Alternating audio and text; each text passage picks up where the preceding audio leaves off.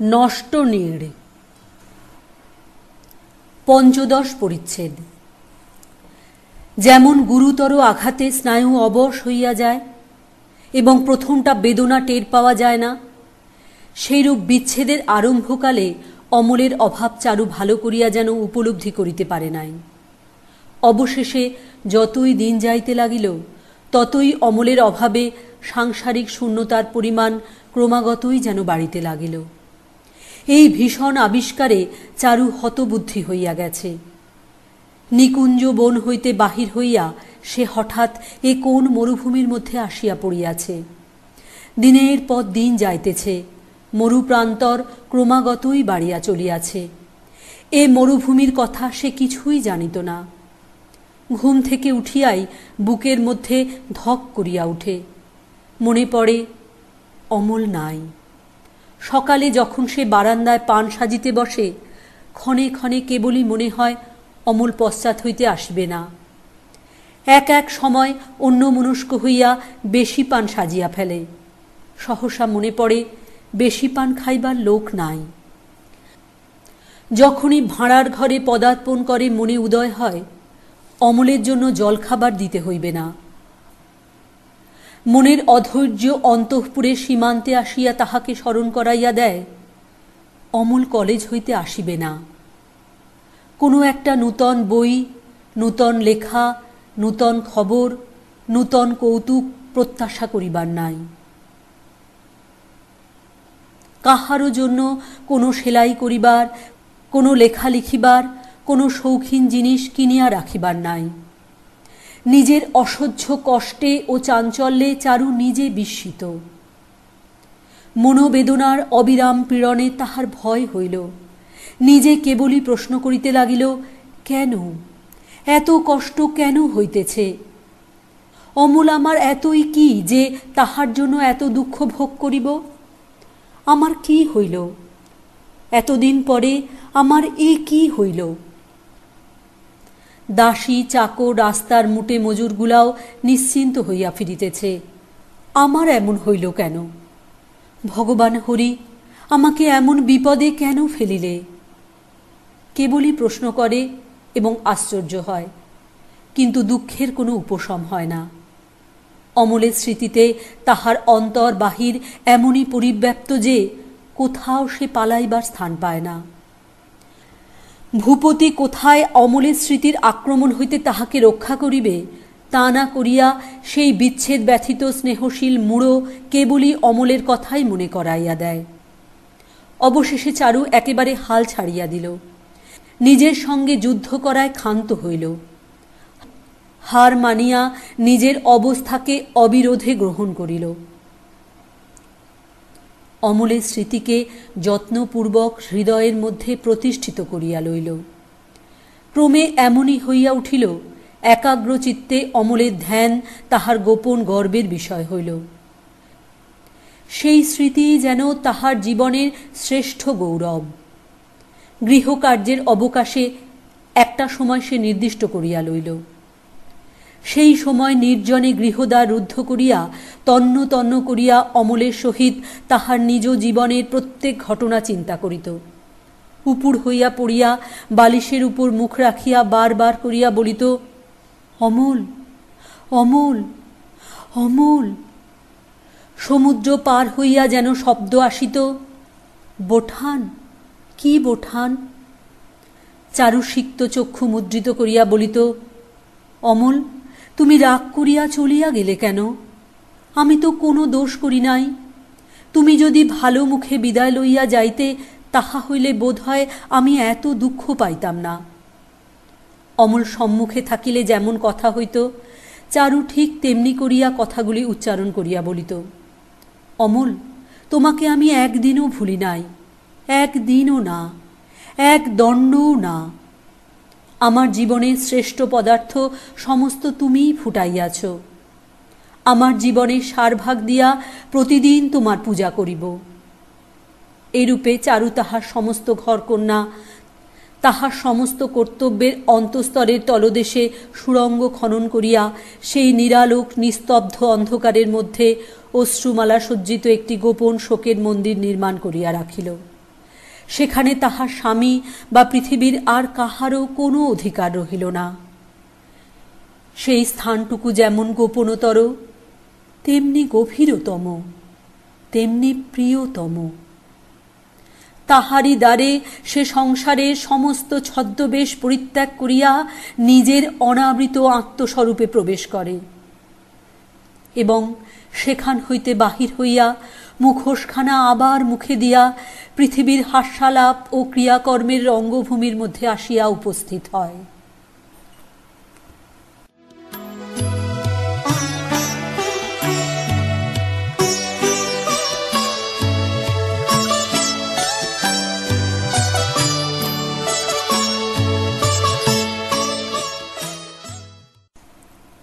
ষোড়শ পরিচ্ছেদ। এইরূপে মনের সহিত দ্বন্দ্ব বিবাদ ত্যাগ করিয়া চারু তাহার বৃহৎ বিষাদের মধ্যে এক প্রকার শান্তি লাভ করিল এবং একনিষ্ঠ হইয়া স্বামীকে ভক্তি ও যত্ন করিতে লাগিল। ভূপতি যখন নিদ্রিত থাকিত, চারু তখন ধীরে ধীরে তাহার পায়ের কাছে মাথা রাখিয়া পায়ের ধুলা সীমন্তে তুলিয়া লইত। সেবা শুশ্রূষা গৃহকর্মে স্বামীর লেশমাত্র ইচ্ছা সে অসম্পূর্ণ রাখিত না। আশ্রিত প্রতিপালিত ব্যক্তিদের প্রতি কোনো প্রকার অযত্নে ভূপতি দুঃখিত হইত জানিয়া চারু তাহাদের প্রতি আতিথ্যে তিলমাত্র ত্রুটি ঘটিতে দিত না। এইরূপে সমস্ত কাজকর্ম সারিয়া ভূপতির উচ্ছিষ্ট প্রসাদ খাইয়া চারুর দিন শেষ হইয়া যাইত। এই সেবা ও যত্নে ভগ্নশ্রী ভূপতি যেন নবযৌবন ফিরিয়া পাইল। স্ত্রীর সহিত পূর্বে যেন তাহার নববিবাহ হয় নাই, এতদিন পরে যেন হইল। সাজসজ্জায় হাস্যে পরিহাসে বিকশিত হইয়া সংসারের সমস্ত দুর্ভাবনাকে ভূপতি মনের একপাশে ঠেলিয়া রাখিয়া দিল। রোগ আরামের পর যেমন ক্ষুধা বাড়িয়া ওঠে, শরীরে ভোগশক্তির বিকাশকে সচেতনভাবে অনুভব করা যায়, ভূপতির মনে এতকাল পরে সেইরূপ একটা অপূর্ব এবং প্রবল ভাবাবেশের সঞ্চার হইল। বন্ধুদিগকে এমনকি চারুকে লুকাইয়া ভূপতি কেবল কবিতা পড়িতে লাগিল। মনে মনে কহিল, কাগজখানা গিয়া এবং অনেক দুঃখ পাইয়া এতদিন পরে আমি আমার স্ত্রীকে আবিষ্কার করিতে পারিয়াছি। ভূপতি চারুকে বলিল, চারু, তুমি আজকাল লেখা একেবারেই ছেড়ে দিয়েছ কেন? চারু বলিল, ভারী তো আমার লেখা। ভূপতি, সত্যি কথা বলছি, তোমার মতো অমন বাংলা এখনকার লেখকদের মধ্যে আমি তো আর কারও দেখিনি। বিশ্ববন্ধুতে যা লিখেছিল আমারও ঠিক তাই মত। চারু, আহ, থামো। ভূপতি, এই দেখো না বলিয়া একখণ্ড সররূহ বাহির করিয়া চারু ও অমলের ভাষার তুলনা করিতে আরম্ভ করিল। চারু আরক্ত মুখে ভূপতির হাত হইতে কাগজ কাড়িয়া লইয়া অঞ্চলের মধ্যে আচ্ছাদন করিয়া রাখিল। ভূপতি মনে মনে ভাবিল, লেখার সঙ্গী একজন না থাকিলে লেখা বাহির হয় না। রোষো, আমাকে লেখাটা অভ্যাস করিতে হইবে, তাহা হইলে ক্রমে চারুরও লেখার উৎসাহ সঞ্চার করিতে পারিব। ভূপতি অত্যন্ত গোপনে খাতা লইয়া লেখা অভ্যাস করিতে আরম্ভ করিল। অভিধান দেখিয়া পুনঃ পুনঃ কাটিয়া বার বার কাপি করিয়া ভূপতির বেকার অবস্থার দিনগুলি কাটিতে লাগিল। এত কষ্টে এত চেষ্টায় তাহাকে লিখিতে হইতেছে যে সেই বহু দুঃখের রচনাগুলির প্রতি ক্রমে তাহার বিশ্বাস ও মমতা জন্মিল। অবশেষে একদিন তাহার লেখা আর একজনকে দিয়া নকল করাইয়া ভূপতি স্ত্রীকে লইয়া দিল। কহিল, আমার এক বন্ধু নতুন লিখতে আরম্ভ করেছে, আমি তো কিছু বুঝি নে, তুমি একবার পড়ে দেখো দেখি তোমার কেমন লাগে। খাতাখানা চারুর হাতে দিয়া সাধ্যসে ভূপতি বাহিরে চলিয়া গেল। সরল ভূপতির এই ছলনাটুকু চারুর বুঝিতে বাকি রহিল না। পড়িল, লেখা ছাঁদ এবং বিষয় দেখিয়া একটুখানি হাসিল। হায়, চারু তাহার স্বামীকে ভক্তি করিবার জন্য এত আয়োজন করিতেছে, সে কেন এমন ছেলে মানুষই করিয়া পূজার অর্ঘ্য ছড়াইয়া ফেলিতেছে? চারুর কাছে বাহবা আদায় করিবার জন্য তাহার এত চেষ্টা কেন? সে যদি কিছুই না করিত, চারুর মনোযোগ আকর্ষণের জন্য সর্বদাই তাহার যদি প্রয়াস না থাকিত, তবে স্বামীর পূজা চারুর পক্ষে সহজসাধ্য হইত। চারুর একান্ত ইচ্ছা ভূপতি কোনো অংশেই নিজেকে চারুর অপেক্ষা ছোট না করিয়া ফেলে। চারু খাতাখানা মুড়িয়া বালিশে হেলান দিয়া দূরের দিকে চাহিয়া অনেকক্ষণ ধরিয়া ভাবিতে লাগিল। অমলও তাহাকে নূতন লেখা পড়িবার জন্য আনিয়া দিত। সন্ধ্যাবেলায় উৎসুক ভূপতি শয়নগৃহের সম্মুখবর্তী বারান্দায় ফুলের টব পর্যবেক্ষণে নিযুক্ত হইল। কোনো কথা জিজ্ঞাসা করিতে সাহস করিল না। চারু আপনি বলিল, এ কি তোমার বন্ধুর প্রথম লেখা? ভূপতি কহিল, হ্যাঁ। চারু, এ তো চমৎকার হয়েছে, প্রথম লেখা বলে মনেই হয় না। ভূপতি অত্যন্ত খুশি হইয়া ভাবিতে লাগিল, বেনামি লেখাটায় নিজের নামজারি করা যায় কি উপায়ে। ভূপতির খাতা ভয়ঙ্কর দ্রুতগতিতে পূর্ণ হইয়া উঠিতে লাগিল। নাম প্রকাশ হইতেও বিলম্ব হইল না।